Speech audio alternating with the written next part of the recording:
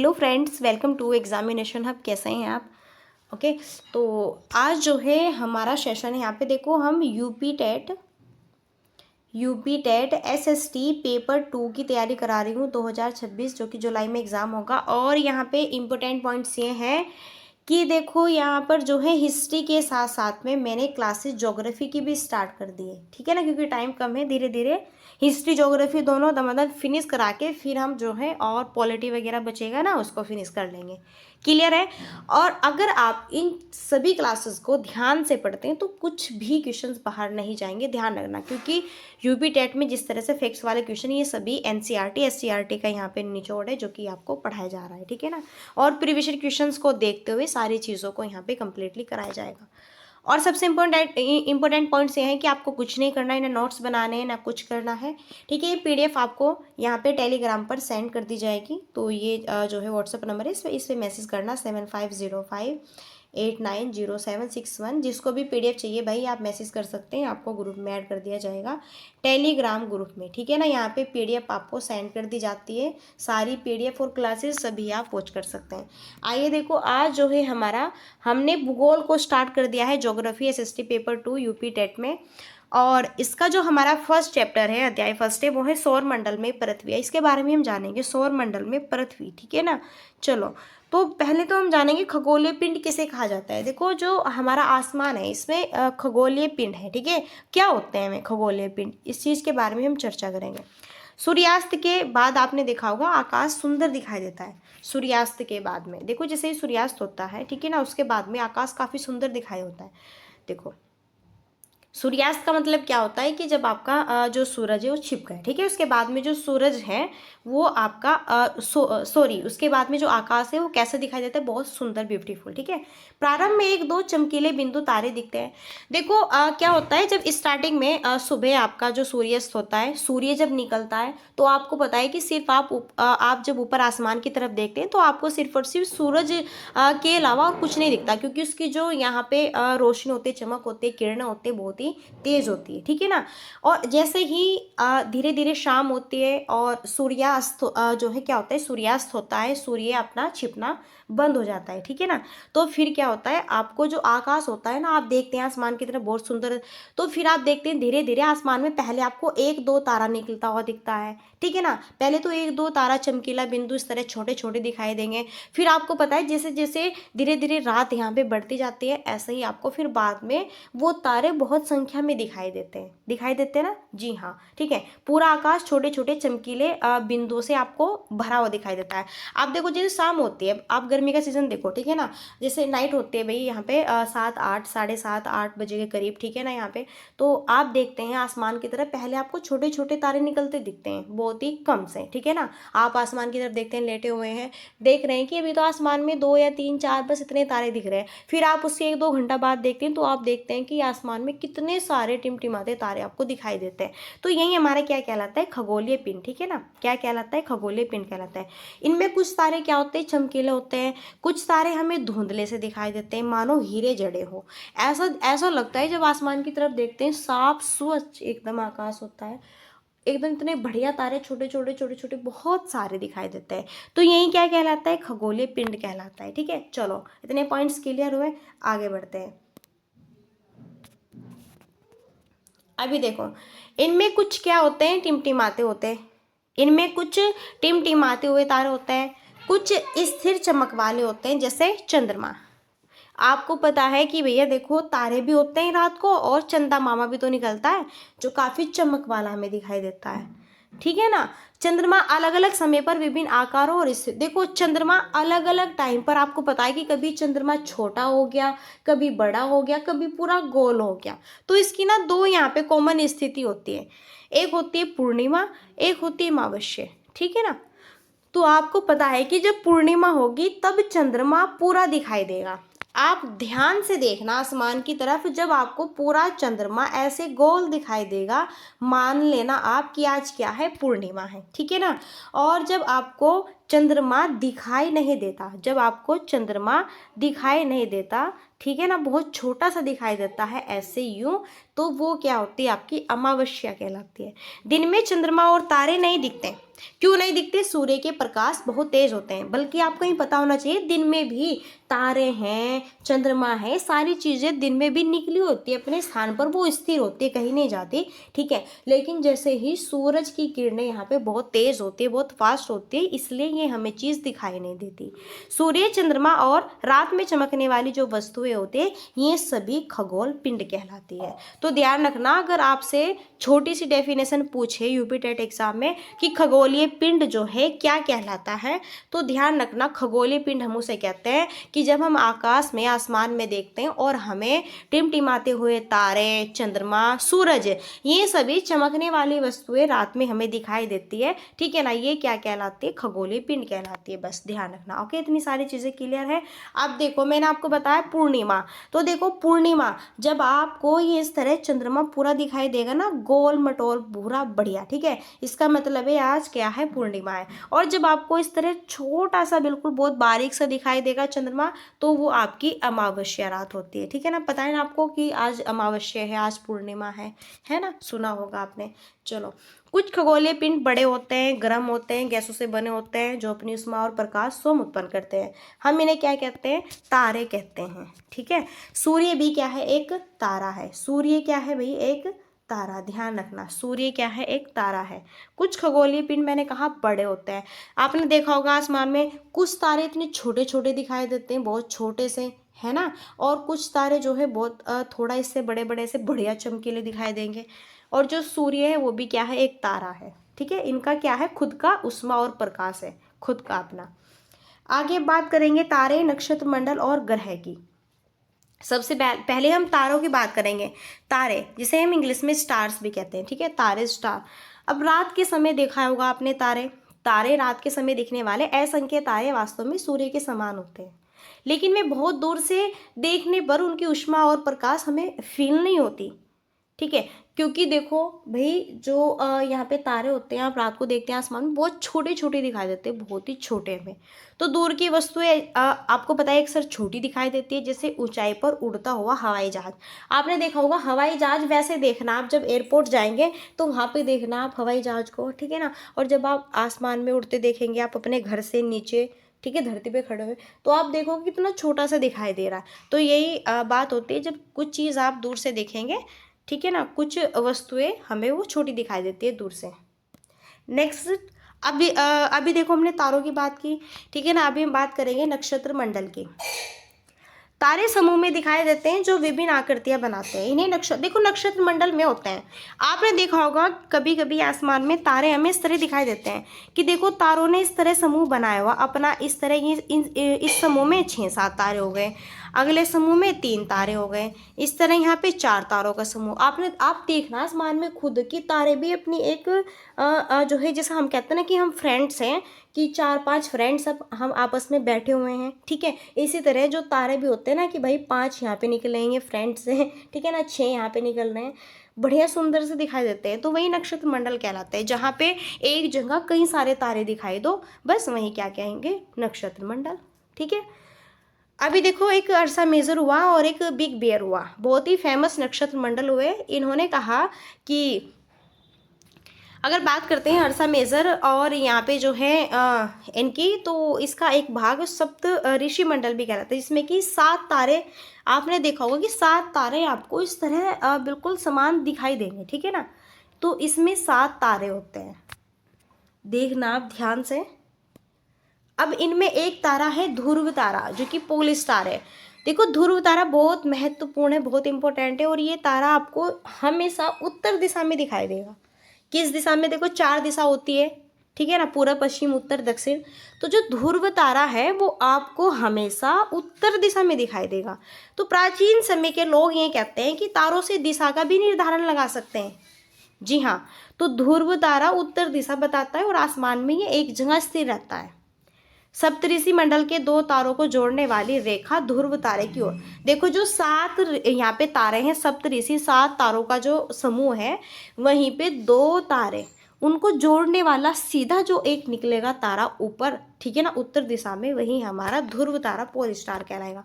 अभी यहाँ पे देखना, मैं दिखा रही हूँ, देखो जो मैंने कहा सप्त तारे, 7 तारे ये रहे, 1 2 3 4 5 6 7, ठीक है, ये 7 तारे हैं। और ध्यान से देखना, जो 2 तारे 7 तारों में ऐसे बिल्कुल एकदम इक्वल सीधे यूं हो गए अपनी लाइन में, तो ऐसे आप यूं ड्रॉ करके देखोगे ना, तो इसी के ऊपर एकदम जस्ट नो आपको उत्तर दिशा में दिखेगा, यहाँ पर बैठा हुआ हमारा भाई ध्रुव तारा। ठीक है ना, समझ आ रहा है कि नहीं आ रहा है? आ रहा होगा, ओके, क्लियर है। इस तरह तो यहाँ से क्वेश्चन बनता है कि ध्रुव तारा किस दिशा को इंगित करता है? उत्तरी दिशा को। ठीक है, आगे बढ़ते हैं। अभी देखो हमने अभी हमने स्टार्स, ठीक है ना, तारे, अभी हमने यहाँ पे जो है नक्षत्र मंडल, और जो है हम बात करें ध्रुव तारा, इनकी चर्चा कर ली। अब हम बात करेंगे ग्रह प्लैनेट्स की बात करेंगे। देखो कुछ खगोलीय पिंडों में अपना प्रकाश या ऊष्मा नहीं होता, ये तारों के प्रकाश से क्या होते हैं? चमकते हैं। ठीक है ना, और ऐसे जो पिंड होते हैं वो क्या कहलाते हैं? प्लैनेट्स कहलाते हैं, ग्रह। देखो प्लैनेट्स क्या होते हैं, ग्रह क्या होते हैं? जिनका अपना प्रकाश ऊष्मा नहीं होता, ये जो है, ठीक है, तारों के प्रकाश से चमकते हैं, सूर्य से चमकते हैं, इस तरह ऐसे पिंड क्या कहलाएंगे? ग्रह कहलाएंगे। प्लैनेट, जैसा कि हमारी पृथ्वी भी तो एक ग्रह ही है। प्लैनेट शब्द किस भाषा से लिया गया है? ग्रीक शब्द से। ठीक है, प्लेनेटिया से बना है, जिसका अर्थ क्या होता है? परिभ्रमक। ध्यान रखना, यहाँ से क्वेश्चन बनेगा इस लाइन को। ओके, पृथ्वी भी क्या है? एक ग्रह। देखो जो हमारी पृथ्वी अर्थ है, जिसपे हम रहते हैं, हमारा जीवन यापन है, तो वो भी क्या है? एक ग्रह है, एक प्लेनेट है, जो सूर्य के प्रकाश से चमकता है। ध्यान रखना, क्वेश्चन बनता है कि पृथ्वी क्या है? एक ग्रह है। पृथ्वी कैसे चमकती है? तो पृथ्वी जो सूर्य सन है निकलता है, ठीक है, आपको पता है कि जैसे ही सूरज छिप जाता है, ठीक है ना, तो आपने देखा है क्या पृथ्वी पे यहाँ पर कोई भी जो है यहाँ पे जो है चांदा वांदा दिखाई देता? नहीं ना, बिल्कुल नहीं। तो किससे चमकती है वो? भाई सूरज से ही तो चमकती है, जब सूरज निकलता है मॉर्निंग में। ठीक है, तो यहाँ पे देखो सूर्य पृथ्वी के सबसे निकट का तारा है। दूर से देखने पर पृथ्वी भी चमकती हुई हमें दिखाई देती है, जैसे चंद्रमा। तो सूर्य पृथ्वी, देखो सूर्य हमें बड़ा और ज़्यादा जो है चमकता हुआ दिखाई क्यों देता है? क्योंकि ये पृथ्वी के पास में है, पृथ्वी के निकट का तारा है। और जो वो तारे हैं, जो स्टार्स हैं आसमान में दिखाई देते हैं, वो काफ़ी दूर है पृथ्वी से, इसलिए हमें बहुत छोटे छोटे दिखाई देते हैं। चलो अब कुछ इंपॉर्टेंट तथ्य हैं, जैसे अभी हमने बात की है यहाँ पे जो है किसकी? प्लैनेट्स के बारे में। इनमें जो है कुछ बृहस्पति, देखो वैसे तो ये 8 है, इनमें ना बृहस्पति, शनि और यूरेनस, ये 3 यहाँ पे जो है क्या है? ग्रह हैं, जिनके चारों ओर छल्ले पाए जाते हैं। ये छल्ले बहुत से छोटे छोटे टुकड़ों से बने होते हैं, जैसे बर्फ, धूल और पत्थर के ऊपर। तो पूछा जाता है कि किन ग्रहों के बीच में छल्ले पाए जाते हैं? तो बृहस्पति, जुपिटर, शनि, ठीक है ना, सैटर्न और यहाँ पे यूरेनस। ध्यान रखना, और इन्हें पृथ्वी से सीधा नहीं देखा जा सकता, केवल शक्तिशाली दूरबीन से ही इन्हें देख सकते हैं, ये जो ग्रह। चलो अब हम बात करेंगे चंद्रमा की। देखो चंद्रमा क्या है? देखो पृथ्वी एक ग्रह है, तो पृथ्वी का एकमात्र उपग्रह क्या है? चंद्रमा। ध्यान रखना, यह पृथ्वी के चारों ओर घूमता है। देखो पृथ्वी किसके चारों ओर घूमती है? ठीक है ना, ध्यान रखना इस चीज़ को। और आपको ये भी पता होना चाहिए कि जो चंद्रमा है ये किसके चारों ओर घूमती है? तो चंद्रमा किसके चारों ओर घूमती है? ये घूमती है आपकी पृथ्वी के चारों ओर। ठीक है, कुछ अन्य ग्रहों के भी अपने अपने क्या होते हैं? चंद्रमा होते हैं। आगे अब बात करेंगे सौरमंडल, सोलर सिस्टम। देखो सौरमंडल पूरा जो आसमान है, ब्रह्मांड है, उसके बारे में। तो सौरमंडल में क्या क्या शामिल है? सौरमंडल में सूरज शामिल है, इसमें 8 ग्रह प्लेनेट शामिल है, उपग्रह भी शामिल है, अन्य खगोलीय पिंड शामिल है। इसे सौर परिवार भी कहा जाता है। सूर्य क्या है? मुखिया है इसमें। ठीक है, आगे बढ़े। अब देखो हम इनमें सबकी एक एक पॉइंट्स की बात करेंगे। जैसे मैंने बताया सूर्य, 8 ग्रह, उपग्रह, खगोलीय पिंड, सौर परिवार, सूर्य। अब इसमें सबसे पहला भैया आसमान में आप देखना, सबसे जैसा नीचे कहते हैं ना धरती पे कि भैया पूरा जो इंडिया है, इंडिया का प्राइम मिनिस्टर कौन है? तो भैया आपको पता है कि पूरे भारत को कौन संभालना है? भैया प्राइम मिनिस्टर जो है, ठीक है, नरेंद्र मोदी। इसी तरह पूरा जो आसमान है ऊपर, ठीक है, जो यहाँ पे पूरा खगोलीय पिंड है, नक्षत्र मंडल है, ब्रह्मांड है, वहाँ का राजा कौन है? सन, सूरज। वहाँ का राजा कौन है? सूरज है। ठीक है ना, इस तरह सूर्य सौरमंडल के केंद्र, देखो सूर्य जो है सौरमंडल के बिल्कुल केंद्र में है, बीच में है, बहुत बड़ा है और गर्म गैसों से बना है। इसका गुरुत्वाकर्षण सौरमंडल को बांधे रखता है। सूर्य हमारे लिए प्रकाश और ऊष्मा का मुख्य स्रोत है। पृथ्वी से इसकी दूरी कितनी है? 1.5 करोड़ किलोमीटर। ये एक अनुमान है, ठीक है ना, हम फिक्स भी नहीं कह सकते, एक अनुमान है। तो ध्यान रखना, ऐसे पूछा जाएगा कि पृथ्वी से इसकी दूरी कितनी है सूर्य की? 1.5 करोड़ किलोमीटर, ठीक है ना। ध्यान रखो सारे पॉइंट्स, एक एक पॉइंट्स को। चलो अभी हम यहाँ पे चर्चा करेंगे प्लैनेट्स के बारे में, ग्रहों के बारे में। देखो सौरमंडल में मैंने आपको बताया 8 ग्रह हैं, बिल्कुल सीक्वेंस वाइज बताऊंगी। सबसे पहला बुध ग्रह, दूसरा शुक्र ग्रह, तीसरा पृथ्वी, चौथा मंगल ग्रह, पांचवा बृहस्पति, छठा शनि, और फिर यहाँ पे अरुण ग्रह, फिर यहाँ पे वरुण ग्रह। यूरेनस को हम अरुण ग्रह कहते हैं और नेपच्यून को हम वरुण ग्रह कहते हैं, ठीक है ना, हिंदी नाम यूरेनस और नेपच्यून। इनके आप इंग्लिश में भी पूछा जाता है, मरकरी ग्रह कौन सा है, वीनस कौन सा है, अर्थ पता है, मार्स कौन सा है, जुपिटर, सैटर्न, यूरेनस, नेपच्यून, ठीक है। सौरमंडल के सभी 8 ग्रह एक निश्चित पथ पर सूर्य का चक्कर लगाते हैं। ये रास्ते दीर्घवृत्ताकार में फैले हुए हैं। चलो अभी देखो हमने प्लैनेट्स की बात की, जैसे कि यहाँ पे बुध, शुक्र, पृथ्वी है ना। अब भाई यहाँ पे भी तो पता है ना कि यहाँ से क्वेश्चन बनते हैं। चलो आओ यहाँ पे अब हम बुध ग्रह के बारे में पढ़ेंगे क्योंकि यहाँ से क्वेश्चन बनता है। तो बुध सूर्य के सबसे पास है। पूछा जाता है कि सूर्य के सबसे नजदीक ग्रह कौन सा है? बुध ग्रह। सूर्य से सबसे दूर ग्रह कौन सा है? तो मैंने बताया अभी वरुण ग्रह। देखो इसे 88 दिन लगते हैं एक चक्कर लगाने में। यहीं पे पॉइंट्स है। शुक्र पृथ्वी का जुड़वा ग्रह कहलाता है क्योंकि आकार और आकृति लगभग समान है। देखो यहाँ पे जो एक ग्रह है ना वो बिल्कुल पृथ्वी का जुड़वा ग्रह क्यों कहलाता है? क्योंकि वह बिल्कुल पृथ्वी के जैसा है। इसलिए कहते हैं कि भाई जुड़वा बहन भाई भी होते हैं, है ना, इसलिए जुड़वा भाई कहलाता है यहाँ पे शुक्र ग्रह। अभी बात करेंगे, पहले प्लूटो भी क्या था? ग्रह माना जाता था। अब इसे बोना ग्रह। पहले भैया 9 ग्रह थे, उनमें एक प्लूटो ग्रह था, उसे हटा दिया, ठीक है। ग्रहों को याद रखने का आसान तरीका देख लो क्या है। My very efficient mother just served us nuts, यानी Mercury, Venus, Earth, Mars, Jupiter, Saturn, Uranus, Neptune. बाकी आप अपने अनुसार याद कर सकते हैं। अभी हम पृथ्वी ग्रह के बारे में बात करेंगे। सूर्य से दूरी के हिसाब से पृथ्वी तीसरा। देखो अगर हम बात करें सूर्य के हिसाब से तो पृथ्वी तीसरा ग्रह है, लेकिन आकार में 5वां सबसे बड़ा ग्रह है। अगर पूछे कि जो पृथ्वी है आकार में, ठीक है ना, सबसे बड़ा ग्रह कौन सा है? देखो आकार में पृथ्वी जो है वो कौन से नंबर का बड़ा ग्रह है? वो 5वें नंबर पर है। और सूर्य से दूरी के स्थान पर देखें तो आपको पता है ना कि बुध, शुक्र और फिर यहाँ पे पृथ्वी, ठीक है ना। इस तरह तीसरा ग्रह है। ध्रुवों के पास थोड़ी चपटी है और इसे भू आप भी कहते हैं पृथ्वी को। जीवन के लिए अनुकूल परिस्थितियाँ केवल पृथ्वी पर ही है। न तो अधिक गर्मी है यहाँ पे, ना अधिक ठंड है।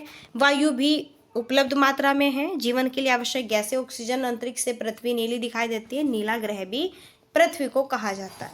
और भी सारी चीज़ें हैं यहाँ पे, आपको पता ही है, जल भी, पानी, सारे। और अब तो देखो भाई आप कितनी फैसिलिटी है आज के टाइम में। अब हम चर्चा करेंगे मून के बारे में। मून क्या है? पृथ्वी का एकमात्र उपग्रह है। तो पृथ्वी का एकमात्र उपग्रह है चंद्रमा। देखो इसका व्यास कितना है? पृथ्वी का केवल 1/4। पृथ्वी का केवल 1/4। दूरी कितनी है? लगभग 3,84,400 किलोमीटर। चंद्रमा बड़ा इसलिए दिखाई देता है क्योंकि यह पृथ्वी के बहुत नज़दीक है, ठीक है ना। चंद्रमा और सूरज इसलिए दिखाई देते हैं बड़े हमें क्योंकि पृथ्वी के वो नज़दीक है। तारे हमें छोटे छोटे इसलिए दिखाई देते हैं क्योंकि वो बहुत दूर है। अब हम बात करेंगे सैटेलाइट के बारे में। उपग्रह, देखो प्राकृतिक उपग्रह ग्रहों के चारों ओर चक्कर लगाता है। मानव निर्मित उपग्रह वैज्ञानिकों द्वारा बनाया जाता है। देखो उपग्रह भी 2 है, एक तो नेचुरल उपग्रह है और एक मानव खुद भी बना लेते हैं। भैया आज के टाइम में पता नहीं क्या क्या बनाते हैं, ठीक है। ब्रह्मांड की जानकारी और संचार के लिए उपयोग होता है इनका। रॉकेट से अंतरिक्ष में भेजा जाता है और पृथ्वी की कक्षा में स्थापित होता है। भारतीय उपग्रह, देखो भारत ने जो उपग्रह बनाए कौन कौन से? इनसेट, IRS, एडसेट और भी बहुत सारे बनाए हैं। कुछ रोचक तथ्य, कुछ इंटरेस्टिंग फैक्ट्स हैं।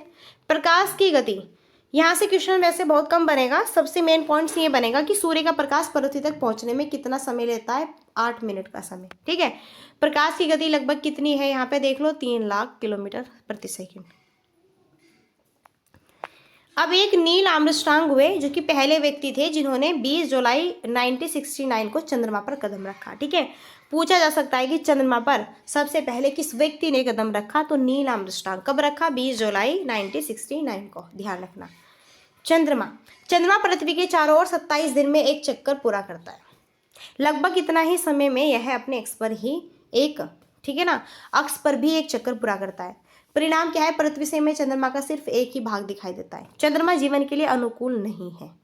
सतह पर पर्वत, मैदान और गड्ढे हैं। देखो जो चंद्रमा है, चंद्रमा पर कहते हैं ना कि जीवन, कि भाई हम तो अब चंद्रमा पे जाके रहेंगे, तो चंद्रमा पर देखना आप वहाँ पे जो है सतह पर पर्वत, मैदान और गड्ढे हैं। ठीक है ना, अनुकूल परिस्थिति नहीं है, पानी वानी ऑक्सीजन वगैरह, ठीक है ना, गैसें वगैरह भी पूर्ण नहीं है। देखो पूर्णिमा के दिन इन सभी सतहों पर छायाओं को देखा जा सकता है। पूर्णिमा के दिन चंद्रमा पूरा गोल होता है, बताया ना मैंने, बड़ा होता है, बढ़िया, और अमावस्या को बहुत छोटा सा दिखाई देता है। आइए अब हम कुछ पढ़ेंगे क्षुद्र ग्रहों के बारे में।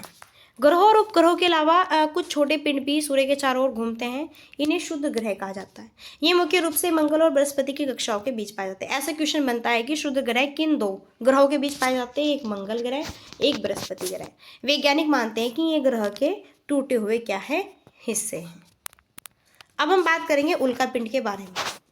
उल्का पिंड सूर्य के चारों ओर घूमने वाले पत्थरों के छोटे छोटे टुकड़े होते हैं। कभी कभी पृथ्वी के पास आते हैं, कभी कभी वायु घर्षण के कारण जलकर चमकते हैं। पूरी तरह ना जलते हैं ना पृथ्वी पर गिरते हैं, बस गड्ढे बनाते हैं। ये होते हैं उल्का पिंड। ठीक है ना, कभी कभी आपने देखा होगा कि आसमान में हमें ऐसा दिखाई देता है कि कुछ जलकर आपस वहीं पे फूट गया, गिर गया, पता नहीं कहाँ गया। यही होते हैं उल्का पिंड छोटे छोटे। अब हम पढ़ेंगे यहाँ पे गैलेक्सी, मिल्की वे, आकाशगंगा। आकाश में देखा जाने वाला चमकदार चौड़ी पट्टी एक लाखों तारों का समूह आकाशगंगा कहलाता है। अब आप आसमान में देखते हैं ना, तो एक चौड़ी पट्टी भैया आसमान होता है, ठीक है ना, उसमें बहुत सारे छोटे छोटे ग्रह, सॉरी, तारे होते हैं, तो यही आकाशगंगा कहलाता है। इसका सौरमंडल, जो हमारा सौरमंडल है, इस आकाशगंगा का क्या है? हिस्सा है। आगे वैज्ञानिक अभी भी इसके बारे में जानकारी इकट्ठा कर रहे हैं। इसके आकार के बारे में हमारे पास निश्चित जानकारी नहीं है। हम सभी ब्रह्मांड का क्या है? हिस्सा है। चलो, तो यहाँ पे सौरमंडल जो है वो फिनिश होता है। कल हमारा चैप्टर आएगा अक्षांश और देशांतर का। ठीक है ना, आज बताइए, आज आपको यहाँ पे सौरमंडल का जो ये चैप्टर है कैसा लगा? आई होप बहुत ही अच्छा लगा होगा, बेस्ट यहाँ पे, क्योंकि मैंने बहुत अच्छे से पढ़ाया है। ठीक है, और मैंने यहाँ पे सबसे इम्पोर्टेंट पॉइंट्स तो यही है कि हिस्ट्री के साथ साथ में ज्योग्राफी भी शुरू कर दी। भाई देखो कितनी अच्छी बात है। ओके, तो मैंने इसमें सौरमंडल में पृथ्वी, खगोलीय पिंड के बारे में पढ़ाया। फिर मैंने यहाँ पे तारे, नक्षत्र मंडल, ग्रह, ठीक है ना, इनके बारे में, ध्रुव तारे के बारे में पढ़ा, ग्रह प्लैनेट्स के बारे में पढ़ा, कुछ इंपॉर्टेंट फैक्ट्स पढ़ाए। चंद्रमा, सौरमंडल में क्या क्या है? सूर्य, प्लैनेट्स, ग्रह है, पृथ्वी, चंद्रमा, उपग्रह है, रोचक तथ्य, चंद्रमा, क्षुद्र ग्रह, उल्कापिंड, आकाशगंगा, इन सब के बारे में पढ़ा है। ठीक है ना, और यहाँ से भी क्वेश्चन बाहर नहीं जाएगा। इस चैप्टर से अगर यूपी टेट में क्वेश्चन बनेगा, यहाँ से क्वेश्चन बाहर नहीं जाएगा। ठीक है, चलिए फिर मिलते हैं नेक्स्ट सेशन में, और तब तक के लिए so thanks for watching, keep study and bye bye, take care. जय हिंद, जय भारत, नमस्कार।